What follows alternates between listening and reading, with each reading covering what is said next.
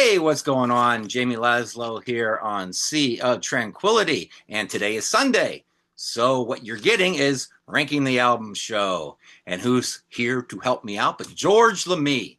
George, what's going on? Going on, Jamie? So, we must be talking about some jazz today, or some fusion, or some prog rock. No? Nope. What the hell are you doing here? Right.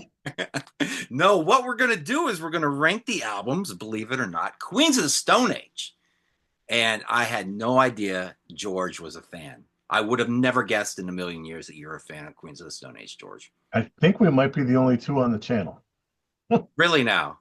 Maybe. I can't think of anybody else. Yeah, we might. Yeah, if it wasn't for you, I'd be the only one.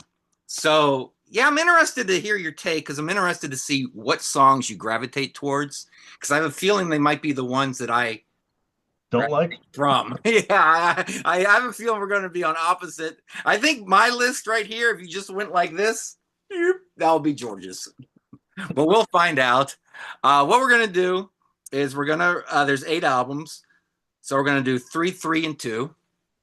And George, you're gonna start off with your bottom three, and we're gonna work the way up. Formed it. What I should say. This is like a. It's hard to categorize this band. I have subgenres in my collection where I keep things, and this band has moved from rock to hard rock to alternative. I now have like a stoner rock section that I made, so I just threw them in there. It's hard to pigeonhole this band on what kind of sound they have. I think stoner rock is the best. Josh Homme is the leader right now. They're a pretty big band. I'm sure even if you guys aren't a fan, you know of this band and you at least know a song or two. So, George, go ahead and start us off with your bottom three. All right. My number eight, and the only one I probably can't really recommend is Villains from 2017. Um, One thing about this album is there's a different producer for this album than the other ones, Uh huh. and he has put like a dancey element to it. There's more keyboards than you're used to hearing from these guys. Uh, I don't find that appealing. It's not the worst thing in the world, but the instances where it sneaks in, I don't find that it works for the songs. Right. Um, like Feet Don't Fail Me, the opener, The way he's used to do is pretty good. Had like a haunted house I like, and probably Hideaway. But the rest of this stuff is kind of subpar for them. Granted, none of it's bad. It's not a bad album by any stretch, but if you have 8 albums and you want to put Queens of the Stone Age on, I just don't see myself putting this one on over the Right. rest of them. Oh, So that's my number eight. My number seven is the most recent, In Times New Roman, 2023. wow. Okay. Yeah, you know, it had been 6 years in between the two albums, and I kind of forgot about them. And then this popped up, and I don't know, I wasn't feeling any enthusiasm, but I got it and I liked it. It's a good album. The first single, Obscenery, a good tune. Most of this album is good. Probably in the middle of the album, we got a little couple meh songs like Made to Parade and Carnivore. Eh, not bad, but not where I'm going when I want to really get into this album.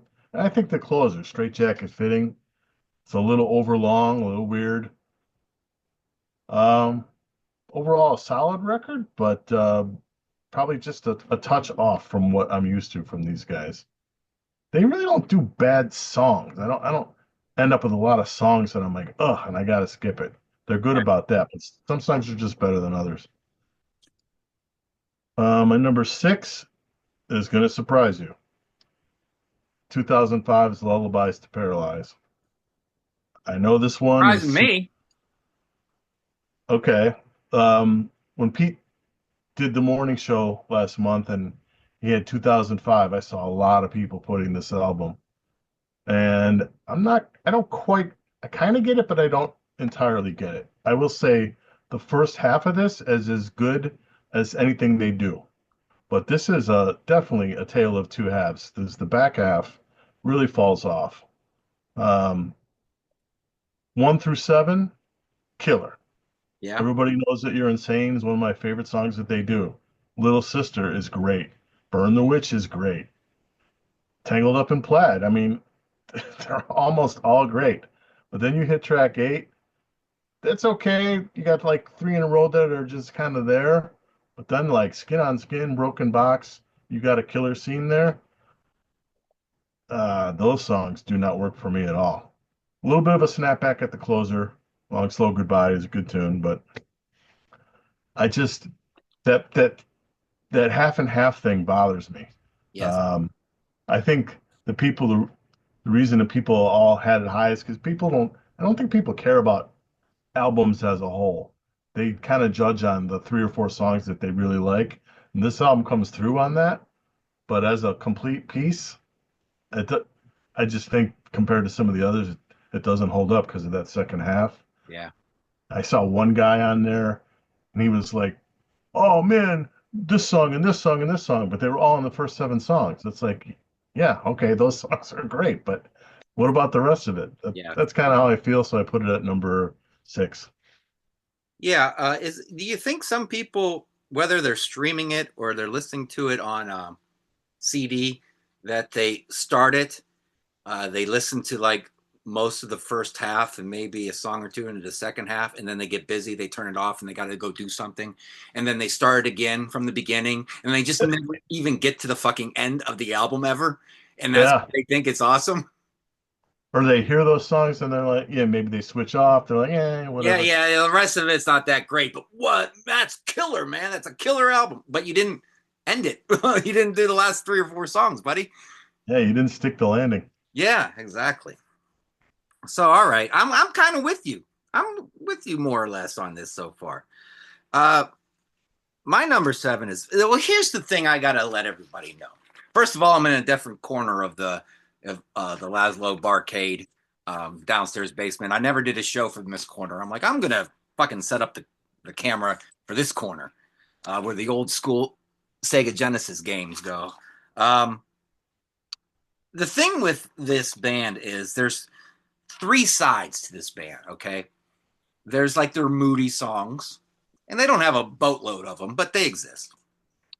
There's the straight ahead rockers that I Yeah. just love. Roll down the windows, let's go, put on straight ahead rockers. Then they got this certain sound, this herky jerky sound where it makes me feel like someone has a bungee cord and they're whipping it to the left, they're whipping it to the right, and I'm on the end of the bungee cord being whipped to the left and right. And it's kind of giving me motion sickness. So some of these songs kind of give me motion sickness sometimes. And those are the songs where I go, can we just rock again? So there are songs that I really, really love. Those herky jerky songs, it depends because they can put other elements into the song, almost like shocks absorbing the motion sickness a little bit. I can focus on the elements I like and not be worried about the motion sickness aspects. Um, and then there's those moody songs that I really like. So basically, I ranked them by how many songs on this album have those motion sickness type songs. I mean, if that's your jam, if that's why you like this band, then that's cool. Then your list might be totally opposite than mine. But I'm going with Villains as also as my number eight. Um, I think it has a decent hard rock opener with Feet Don't Fail Me, and I also like the way you used me. And I haven't listened to this album since it came out. Uh, but I listened to, and then when those first two songs started earlier this week, when I was listening for this program, I was like, maybe this album is this isn't a bad album. But then Hmm. Domesticated Animals, it's kind of annoying. I find it annoying with that jagged thing going on. Fortress is moody, but it's kind of a ugly, murky song, and I do like some ugly murky songs out there. Like Alice in Chains can do a ugly murky song and just mwah. When Queens of the Stone Age focuses on that, it does. It's not like that's so fucking ugly, man. It's like, ugh, that's ugly sounding to me, and I'm not a big fan of that. Another Jagged song is Head Like a Haunted House. Uh, Here's the thing with Unreborn Again. I find it a little annoying, but they incorporate Georgia Satellites. Keep your hands to yourself into the song, and it works. It slides right into the song, and that keep your hands to yourself song is fucking annoying. So if you can slide that song into your song seamlessly, then you probably have an annoying sounding song. Hideaway isn't awful.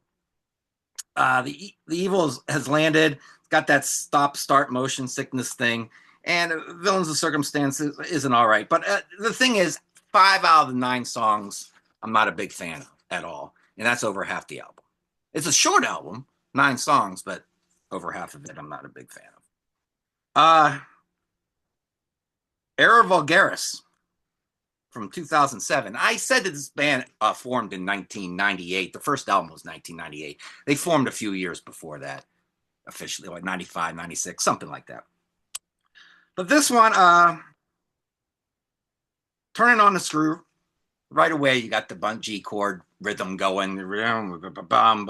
But there are some interesting things to take my mind off it, and it's somewhat enjoyable. Sick, Sick, Sick was the single. And, it's such a weird song. It was a single. It's so weird to me that this band can be weird and be so popular. Why Yeah. this band? Out of all the weird bands out there, why these guys? I said that on the last review crew. Why does niche, like genre artists, why does only one got to represent the whole artist? Why don't they open the door for other artists that kind of sound like them? It doesn't. Yeah. Prog metal. We only got one. It's Tool. That's it. Nobody else is allowed to sell out arenas. Sorry. Queens of the Stone Age, they sell out smaller places, but pretty big for the kind of music they do. I'm going to read you real quick, 666, what Wikipedia had on this song. The song is played in C standard in the key of F major and is based around a repeating CM7 chord in the verses, with the choruses consisting of a lick off said chord. What? That sounds as weird as the fucking song comes off as. You're like, that's going to be a weird song, and it is. And again, if that's your thing, cool. But I like those straight ahead rockers. Into the Hollow has got that laid back, cool thing. Misfit Love, cool guitar trickeries going on. The thing is, I'm not a big fan of the guitar tone on this album as well on some of the songs. I like 3s and 7s, but I'm going to tell you what the banger is on this album. I'm going to make it. I'm going to make it with you. What a fucking cool ass R&B little groove that is. So yeah, I mean it's got a few okay songs. And you had Lullabies to Paralyze at 6. So do I. Nice. But I'm going to tell you, when I listened to it again, I liked it more than I remembered. I thought it might be the bottom, but it isn't. I think this Lullaby, the way it opens, sounds like Leonard Cohen. And really cool. It's only like a minute 22. I wish it was like a real song. It sucks that it's so short. Medication has got backup vocals that go ooh ooh ooh. I am a fan of ooh ooh ooh backup vocals. I like the cowbell. I like the hand claps. I like the ooh oohs. Just give it all to me. I'm the sucker for all that shit. Tangled Up in Plaid, which is like a joke, haha. Tangled Up in Blue by Bob Dylan. It's decent. Burn the Witch. It's okay. You love it. I think it's okay. In My Head has a straightforward approach with less stop start. Little Sister is really good, but like I have the notes right here, the back half isn't as strong. Nope. Someone's in the wolf. I don't even know what that means. Then get them the fuck out of the wolf. What does that mean? Somebody's in the wolf. They got some weird album titles and they fuck with words a little bit here and there. That's very herky jerky. The Blood is Love. That's like that bad, ugly sounding. And Skin on Skin is super duper ugly sounding. So those 3 are kind of tough sledding for me. But like you said, there's decent songs on this album, and it's all in the front half of the album. All right. My number five is the debut from '98. This is one I did not have until Jamie and I started talking about this. I don't know why I had never picked it up, but happy I did because I'm enjoying it. It's one of the more consistent ones, I would say. I'm not bothered to try and blow by any of these tunes for the most part.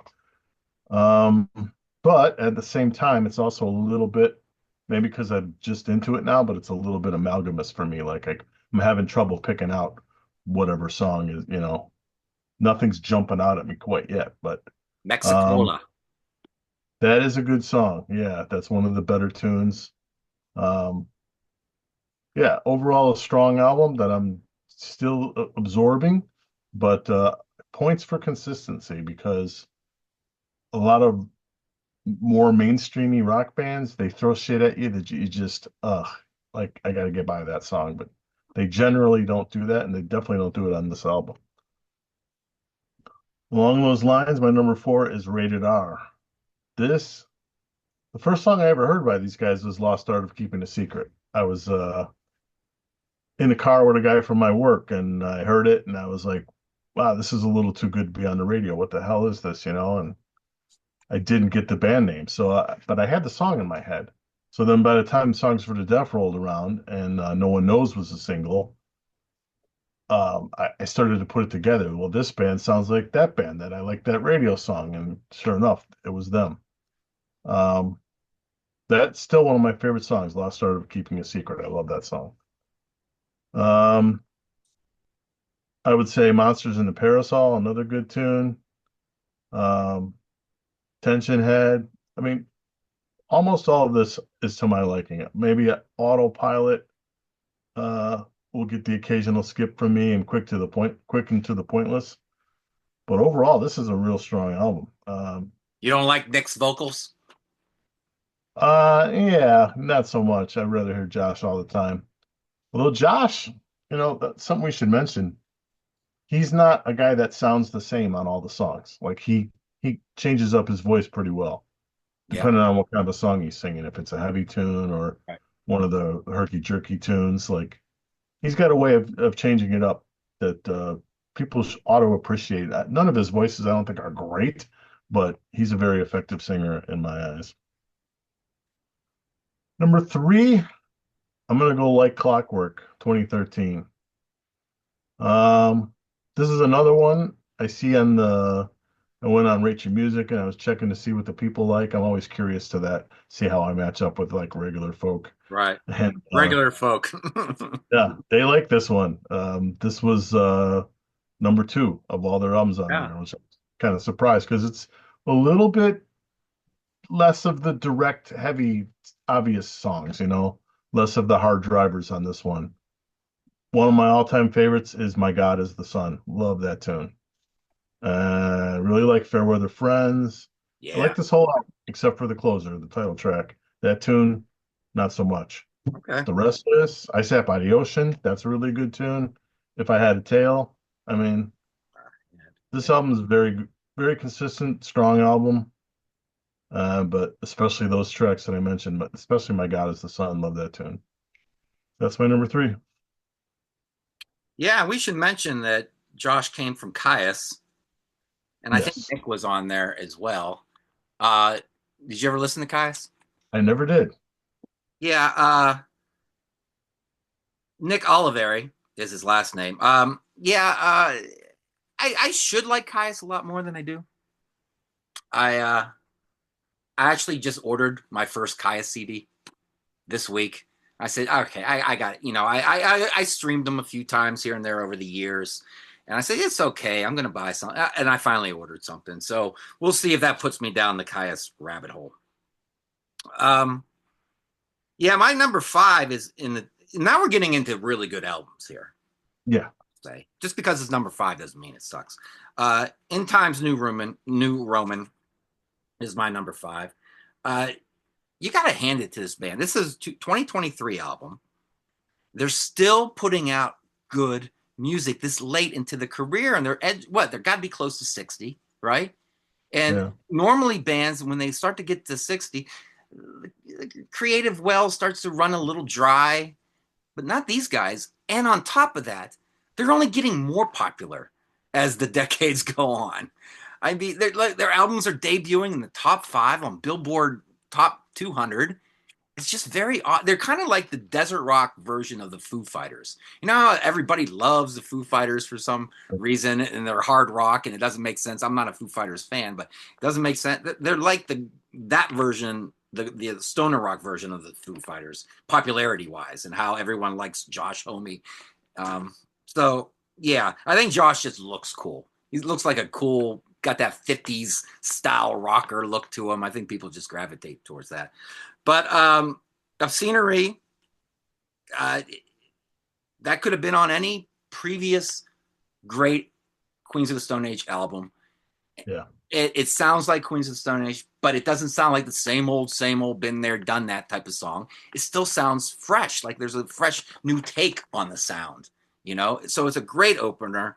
You get straightforward rock that I love with Paper Machete, Negative Space, Time and Place, Made to Parade. They all have grooves that I can totally get into. And I'll tell you what about Josh Homme's guitar solos.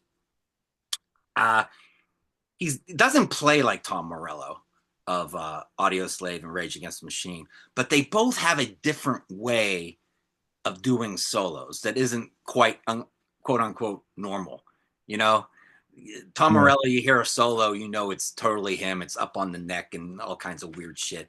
Josh's solos sound different too. You know, you're never going to say, oh, that's Eddie Van Halen or you know, he's trying to copy Eddie Van Halen or whatever. He's got his own thing going and it's different, unconventional way of doing solos. So yeah, Convoyeur, I think it sounds like a cool later stage Bowie song, like from like maybe the late 90s into the 2000s. Track 7, this is when they like to fuck with words. It's not what the people say, it's what the people say. It doesn't even really make sense, but No. whatever. I think they sit there and go, ha ha, what do you think of that one? That's going on the fucking album. I think that is one of their best rockers ever. I really like that. And it's crazy to say that that's one of my favorite songs by the band this late into their career, 20 from just 2 years ago when their first album came out, 35 years ago or something like that. So yeah, and I tell you what, when this album came out, after Villains, I was like, I was worried. I'm like, oh, this one's gonna suck. I guess I'll order it. And then it came in, I was like, nice, sounds good. My number 4 is the self-titled. So we're almost there, Pretty George. close. I love the back cover because you got Josh and Nick side by side. Josh with a Dare t-shirt on and Nick with a cocaine t-shirt on side by side. So one shirt against drugs and one shirt for drugs. I think that probably had a lot to do with them splitting. So Regular John, there you go. Boof. There's your introduction to the band after Caius, Bare Bones, lots of fun, heavy rocker. Avon. Now this is the thing with this album. There are 5 songs around the 3-minute mark. So that tells you there's not a lot of fat on this album. And I love every 3-minute song on this album. If Only, How to Handle a Rope, Hispanic Impressions, and Give the Mule What He Wants. All rock, all 3 minutes. In the middle of the album, it gets a little muddy for me with Walking on the Sidewalks, my least favorite song. A lot of motion sickness on that one. And You Would Know feels like a song that's stuck in second gear and just can't get out of second gear. But Mexicola, holy Lord, I think that's like a fan favorite. I think that's like, I never heard it on the radio, but it seems to me that Queens of the Stone Age, that's like everybody's top 5. Everybody has that one in their top 5, you know, and it's got such a hell of a riff to it. And then You Can't Quit Me, Baby, even though it's moody, it's got these drums that keeps the moodiness moving along. It's like a fog, but it's a fast moving fog through the city, you know, to the beat of a drum. And I Was a Teenage Hand model is fine, but what I don't like about this album and what they should have not have done is before the last song's over, you go running to the CD player because these annoying high-pitched computer beeps Oh God. and it just goes through your head like that Star Trek episode where they couldn't take the I think it was Star Trek where they couldn't take the sound. It's kind of like that. So For a that was couple minutes too. yeah, it's so annoying. Do I have one more, George? I think so. Yes. Yeah, Yes. My number three. I am going with rated R. Such a great. I think there's a version with the red band. It's like red, and is that like the deluxe version? I don't maybe. know. Someone let me know in the comments. I think there's something to it. Yeah, you get the two lead singers here with Nick, and yeah, he left the band because he got shit faced, and I think he was jealous over Josh Homme dating Brody Dale.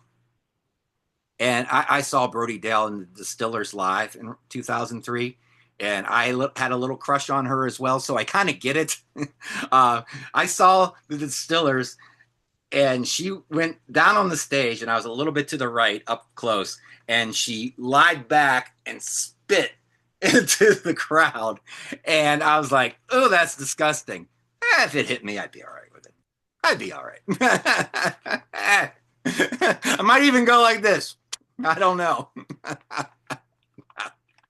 I'm kidding. But this album has, I mean, track one, Feel Good Hit of the Summer, Nicotine Volume, uh, Nicotine Volume, Vicodin, Marijuana, Ecstasy, and Alcohol, Cocaine. I was thinking of this today when I was putting my notes in order. I want to sit at a red light with the top down, and I would just want to blare that song because those are the only lyrics during the whole fucking song. Yeah. And I just want to sit there. I want to time it. I want to make sure nothing's on. Wait, green light. Fuck green light. Red light. And just sit there and do that. I don't know why. The adolescent in me wants to do that. The Lost Art of Keeping a Secret, Infectious Groove, like you said, great song. Um, it's such a banger of a song. Leg of Lamb goes into the motion sickness, but it's short, and that's okay. Autopilot. What Nick does to this album, and especially with the quick and the pointless, where it almost gets on the verge of annoyingness, but he adds a little danger to the album. You know, like you don't know it's unpredictability of Nick and his vocals and his songs. They're short songs, and he's kind of screaming, but it adds a special little flavor to the album. Uh, in the Fade, there were times in my life where I said In the Fade is my favorite Queens of the Stone Age song. I love the guitar parts. I love the vocals. I love the melodies. I think it's just so fucking cool. Tension Head rocks. I think I lost my headache is a long, trippy, psychedelic song to end the album, and then it ends with these horns. It's almost like hard bop from 1949 or 1952 or something. Yeah, it's weird. Yeah, it's very strange. So yeah, Monsters in the Parasol is you like that one, but I think it's the Feel Good Hit of the Summer. I mean, to take those drugs and make it the only fucking lyrics is fucking genius and make it work. Didn't correct me if I'm wrong, didn't Josh have a cancer scare in between Villains and In Times? That sounds familiar to me. I thought he did, yeah. He might have. Yeah. You go ahead and I'll Google that. All right, my number two, obviously I like it way more than you, is Era Vulgaris. Probably full admission, probably a time and place thing. That summer, I was working at this building, and that was like one of the main plays for me that summer, and it all goes together in my head. Love the album though. Sick Sick Sick, I really like. Into the Hollow is one of my favorites on here. Like You, Make It With You, Threes and Sevens, Run Pig Run. I mean, this is another one I consider consistent, but it also has jump out songs. Has songs that jump out at me that I really appreciate. Seems like this is one of those ones where they had a bunch of different bonus tracks depending on version, and most of those that I've heard are good even. So they apparently it was just a ripe writing section. One thing I noticed, I don't know if you've ever noticed this before, they have the three albums in a row. Um, Songs for the Deaf, Lullabies to Paralyze, and Air Vulgaris. Those three are all an hour, and all the rest of them are all like between 45 and 49.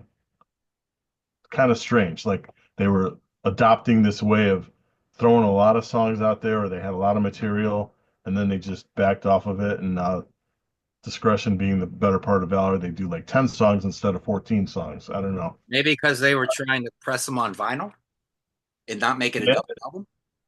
yeah, that could be. That could be. The crowd that they're popular with probably leans to a crowd that maybe is into the whole vinyl revival. So it could definitely be. But I don't dislike any song in Air Vulgaris. It's a straight listen for me, and that's Okay. pretty rare. So obviously that leaves Songs for the Deaf as my favorite. I hate being populist, but it's just the best album. It really is. Uh, I will say the radio thing, the radio changing theme, I think it's cheesy. It's corny, but I don't really care because the tunes are so good. I got sucked in by No One Knows on the radio.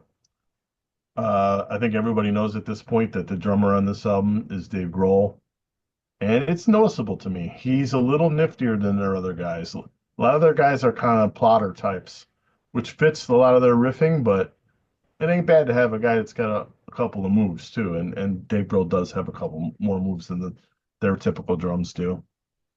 But probably my favorite song in their catalog is First to Give It. I think it's the fastest song in their catalog. I could be wrong. It feels like to me that it is the fastest, and it's just a really cool riff. Um, Sky is Falling is another one of my favorites. That's got kind of a pendulum feel. It's kind of kind of a feel. That's really cool.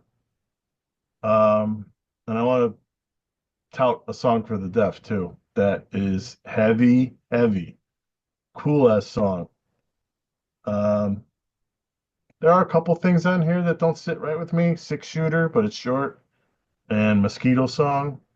Eh, not much for that one. The rest of this, man, this is some of.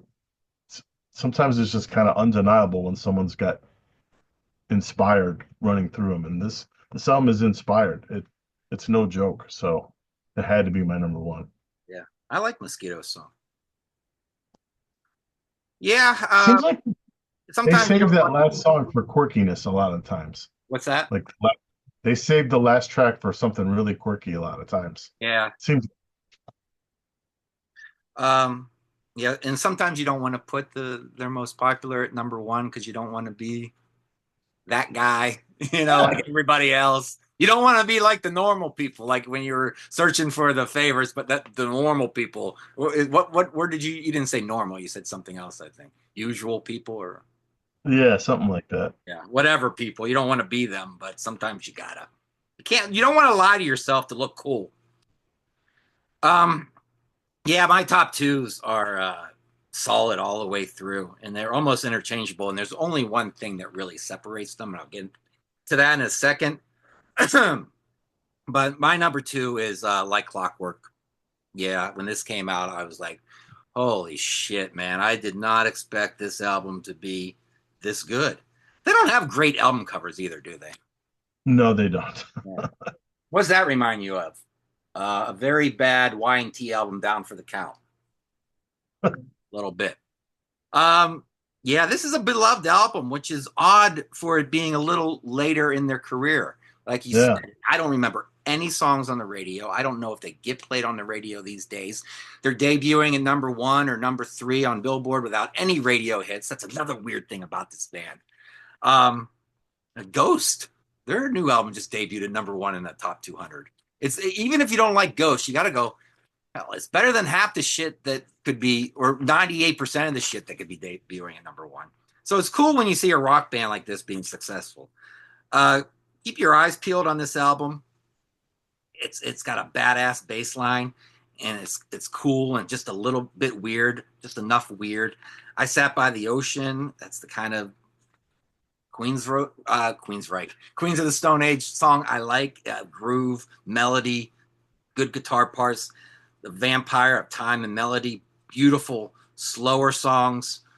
Um, Sometimes I think, is this one of the most beloved albums because people don't like their herky jerky stuff as much and they like the nice melodies?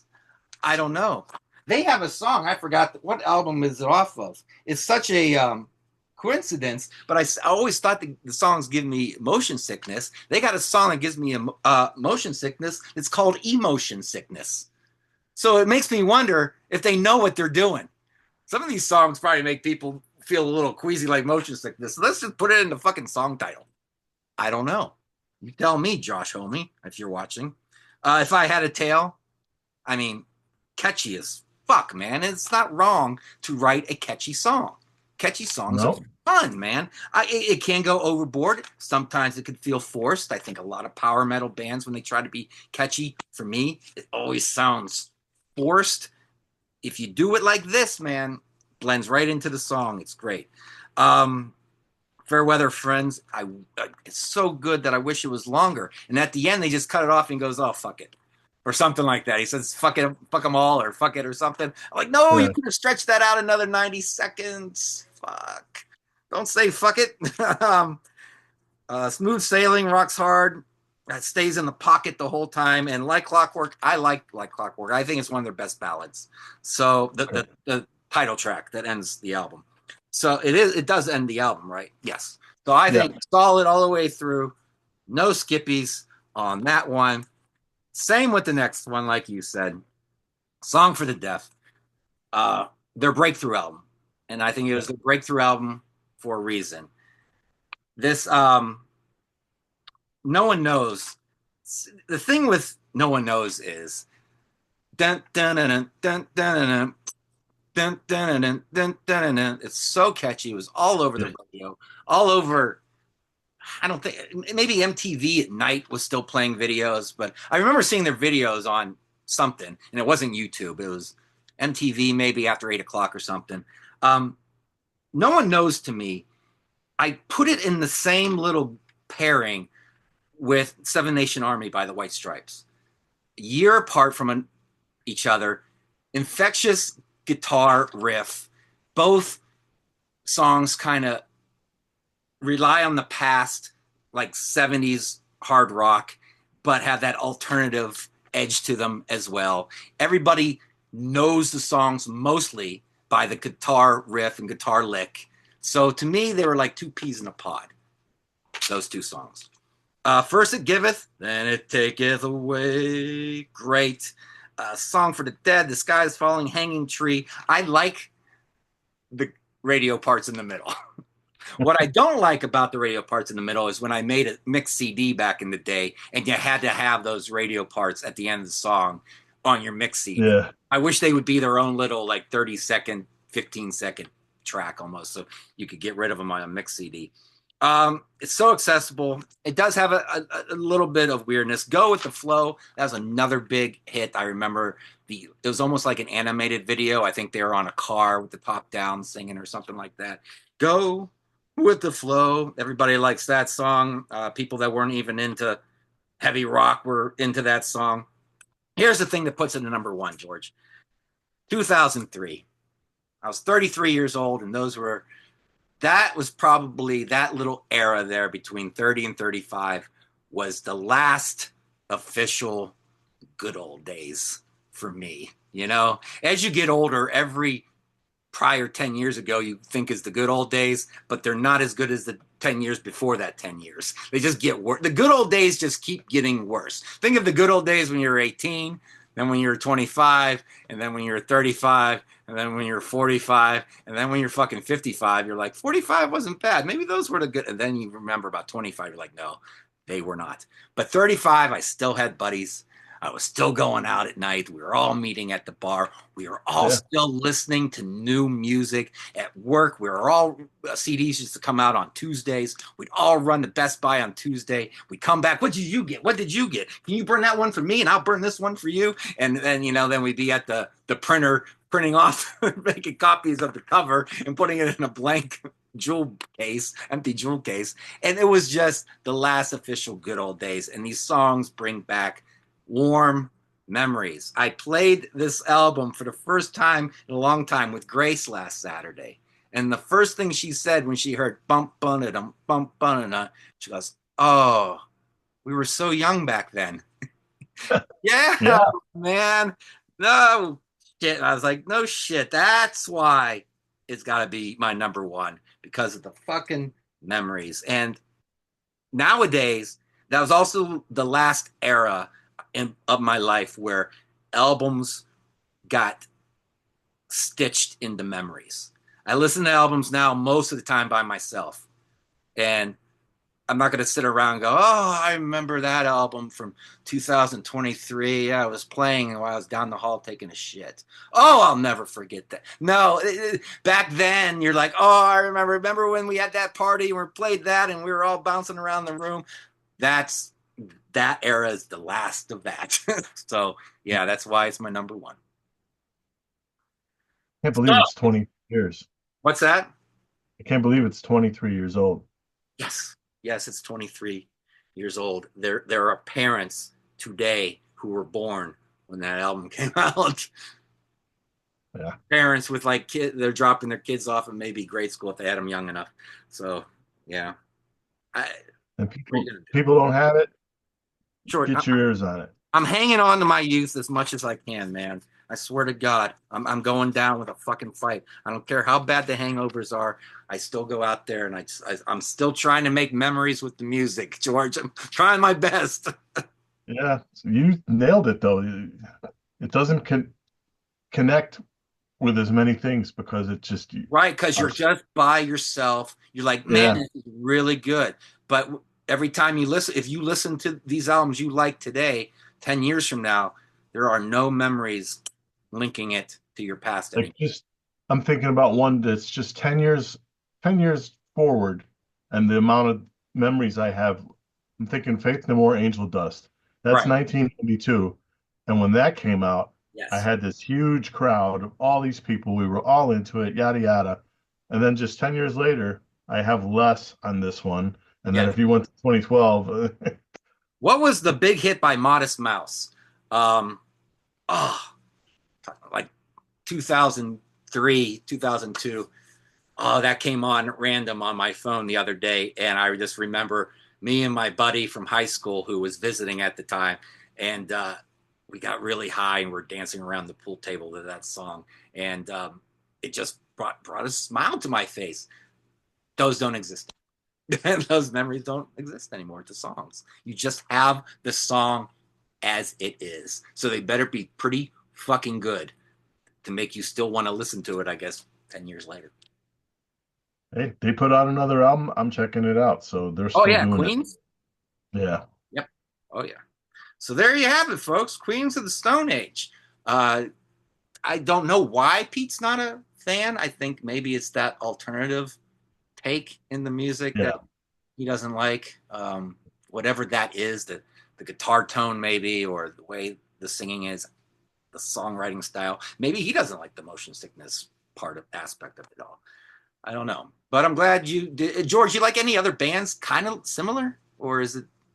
Hey, I not that I'm thinking of. I Yeah, don't because know. I was thinking like that's what surprised me that you liked them because I was like, he's not into like I don't know. You don't like the stoner rock bands or the Sword or anything like that. So I'm like, They're definitely an outlier. Um, I think Songs for the Deaf's the first album I had as a whole, and some of the stuff on there is the stuff that drew me in was like there's some Sabbathy heavy stuff on here. okay, There, there's some more faster, proggier stuff that's not maybe their norm. I mean, there's a good mix of stuff on here that probably if I heard maybe one of the other ones, I wouldn't have been drawn in. you like King's X?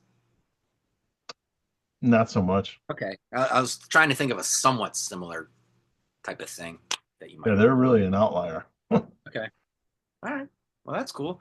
There you have it, folks. I hope you enjoyed that. And don't forget to check us out on the web at www.seatranquility.org. We're on Facebook, we're on YouTube, all together, all All the damn time. the time. Hit the like button, hit the notification button. You know all this. You know all this by now, right? Uh, Go to the merch page and buy yourself something and give to the Ko-fi. A couple bucks won't kill you.